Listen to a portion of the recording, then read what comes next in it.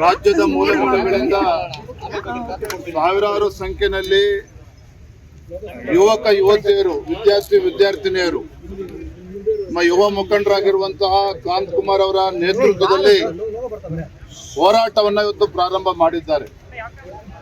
ಅವರ ಬೇಡಿಕೆಗಳು ಇದು ಕೆಪಿಎಸ್ಸಿನಲ್ಲಿ 400 ಪಶು ವೈದ್ಯಾಧಿಕಾರಿಗಳು ನೇಮಕಾತಿಯಲ್ಲಿ ಏನು ಹಗರಣ ಆಗಿದೆ, ಒಂದು ಪೋಸ್ಟ್ಗೆ 80 ಲಕ್ಷ 90 ಲಕ್ಷ ಲಂಚದ ಬೇಡಿಕೆನ ಇಟ್ಟಿರ್ತಕ್ಕಂಥದ್ದಷ್ಟೇ ಅಲ್ಲ, ನೇಮಕಾತಿಯ ಪ್ರಕ್ರಿಯೆ ಕೂಡ ಪೂರ್ಣ ಆಗಿದೆ.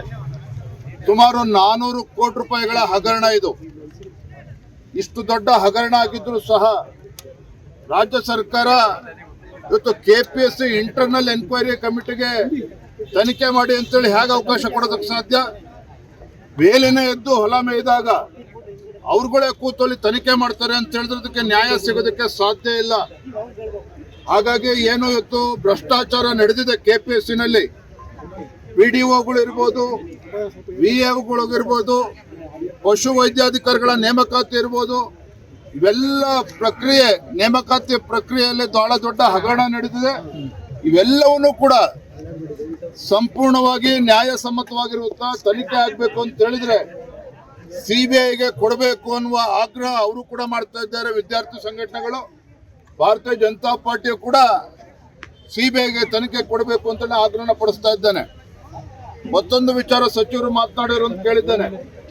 ಕೆಲವರೆಲ್ಲ ನಮ್ಮ ಸರ್ಕಾರ ಇದ್ದಾಗ ನೇಮಕಾತಿ ಆಗಿದೆ ಅಂತೇಳಿ ನೋಡಿ, ಭ್ರಷ್ಟಾಚಾರಕ್ಕೆ ಯಾವುದೇ ಸರ್ಕಾರದಲ್ಲಿ ಕೆಪಿಎಸ್ಸಿ ಮೆಂಬರ್ಸ್ ನೇಮಕಾತಿ ಆಗಿರ್ಲಿ, ಭ್ರಷ್ಟಾಚಾರನೇ. ಯಾಕೆ ರಾಜ್ಯ ಸರ್ಕಾರ ಮೀನಾಮೇಷ ನೋಡ್ತಾ ಇದೆ CBI ತನಿಖೆ ಕೊಡೋದಕ್ಕೆ? ಮಾನ್ಯ ಮುಖ್ಯಮಂತ್ರಿಗಳಿಗೆ ಸರ್ಕಾರಕ್ಕೆ ಎಷ್ಟು ಪಾಲು ಬಂದಿದೆ ಹಾಗಾದ್ರೆ 400 ಕೋಟಿ ರೂಪಾಯಿಗಳಲ್ಲಿ?